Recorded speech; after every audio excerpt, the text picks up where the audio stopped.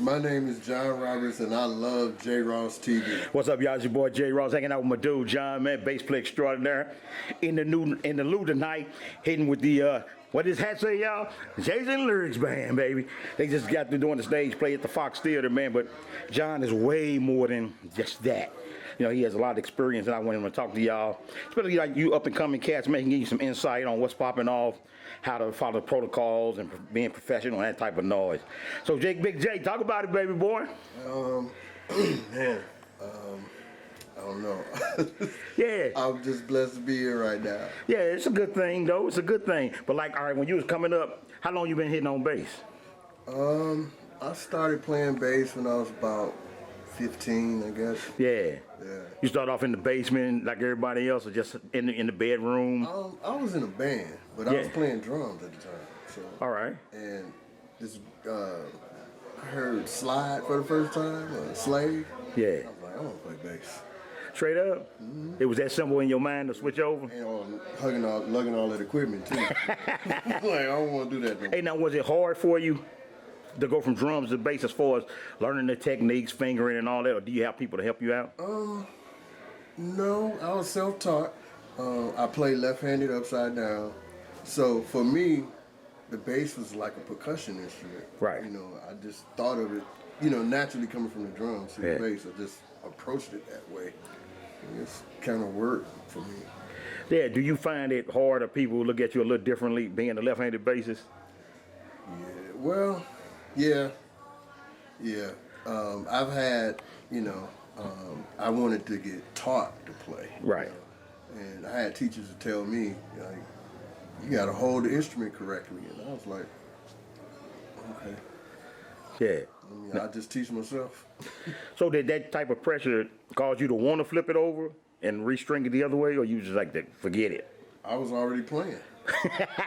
So I was just trying to learn more, theory and all that kind of stuff. Right. I was already playing, so it's like, yeah. Mark. So what was your first band you was in back in the day? Oh wow.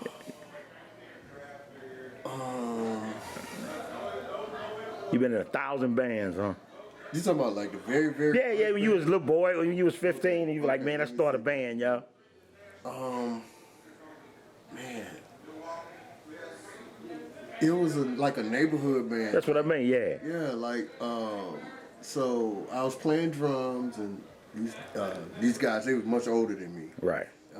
I can't remember the name of the band, but the guitar player, his dad was in the Spaniels. His name was Billy Shelton from Gary, Indiana. Yeah. Awesome guitar player. Oh, yeah? But that was like my first band. And then my second band was a band called Rapid Fire, I think, out of Gary. And then after that, Jesse Powell, which is weird how I got that gig. Then after that, Cruise Control. So it's coming up through them. Yep. And then after Cruise Control, I went to the military, had a detour, take care of business. Right. Got out of the military, moved to Atlanta to go to school for music business, learn audio engineering, video production, and all that kind of stuff. Right. And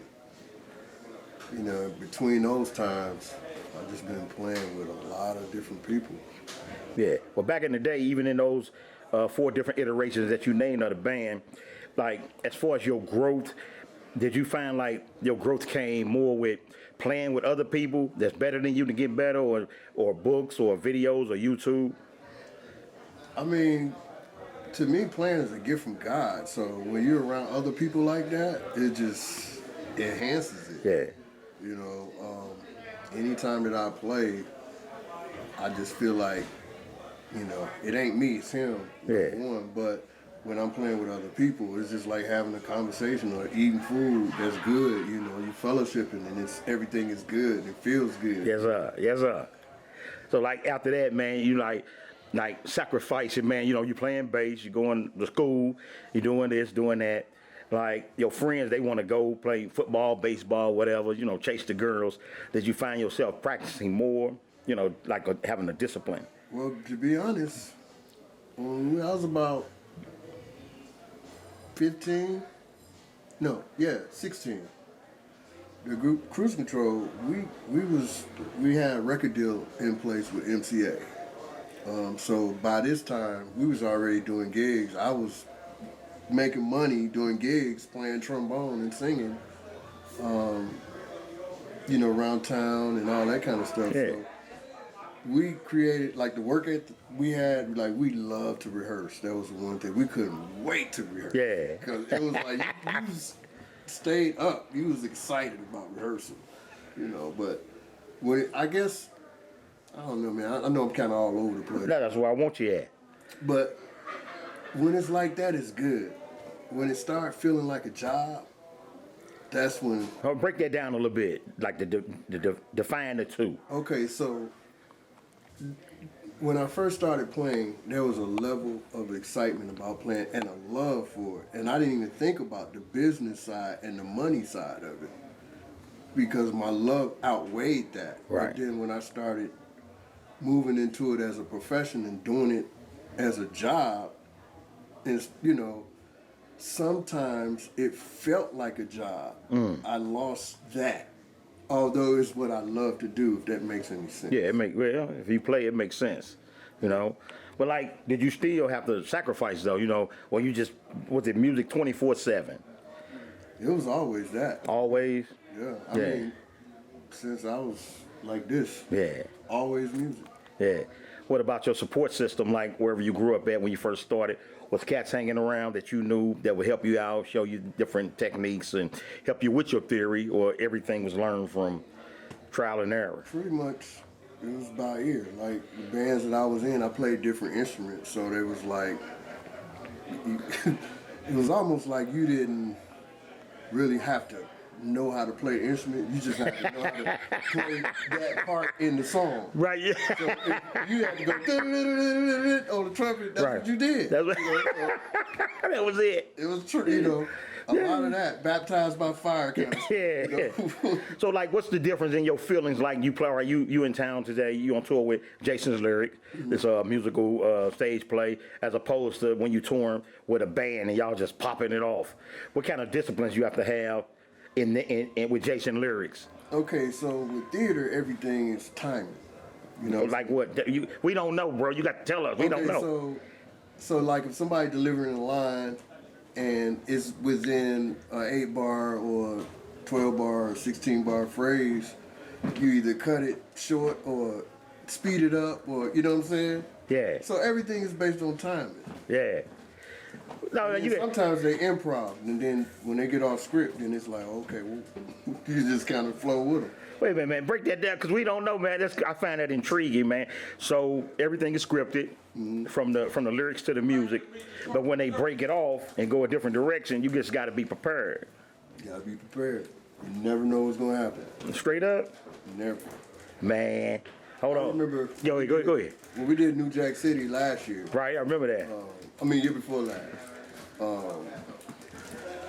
And we didn't have none of Tretch's music in the show. Like, right in the middle of the show, they was like, okay, we're going to do this right here. Like, oh, okay, cool. Yeah. So, you get a lot of that kind of stuff. Yeah. Well, talk about professionalism, being at the bus on time, knowing the music, and things of that nature. I got a motto that I still go by my 7th grade band teacher, Mr. Willie Horn. Yeah. He said, be at the right place, at the right time, with the right equipment, and the right attitude, ready to go to work. Yes, sir. I live by that. Yeah. I feel you, man. So, last question, man. We're going to let you bounce, man, because it's about that time to hit. Like, being on tour, since you was a boy, what about, would you give, like, the up-and-coming cats, man, a little bit of direction on putting money up for a rainy day, for down the road? You got to have a pension or Social Security, something. To be honest with you, that's why I moved to Atlanta, to learn the music business. Yeah. Because everybody can play an instrument, everybody can sing, dance, all that kind of stuff. Yeah. A lot of people fall short because of the business. And it is a business. Yeah. I would say, if you're a musician, get your LLC, Yeah. You know, open LLC. Yeah. You got your business, you can open up a business line of credit. Right. I would say go to school, but Yeah. YouTube teach you everything now. You can type up anything about the business and it's gonna tell you. Learn the business side. Yeah. And the word, what is it called? Perpetuity or something like that? Perpetuity. Yeah. In perpetuity. That word right there, key in contracts. Oh yeah, you're right. Because In contracts. you're right, they own your rights and everything in perpetuity. If you got your own publishing and all Yeah. that kind of stuff, use that as leverage. Yes, sir. You know what I'm saying? All right, y'all, this your boy J. Ross, man. We hanging out. We in the great state of Illinois, right across the mighty Mississippi River. Local legends hanging out with my dog, Big J, man. Roberts, man, here in town. Well, on the Jason Lyrics tour, man. They just got through smoking it up at the Fox Theater. We gonna let them bounce, y'all. This your boy. We 17,700,000 strong. We out. Peace. Please. Also, y'all little blooper reel. We got the homies up in there. Got all the killer musicians. Got Drew Dill. Got Mark Harris from the Najee Band. D Sav, y'all. So we gonna let y'all bounce, man. It's your boy J. Ross. We are out. Peace.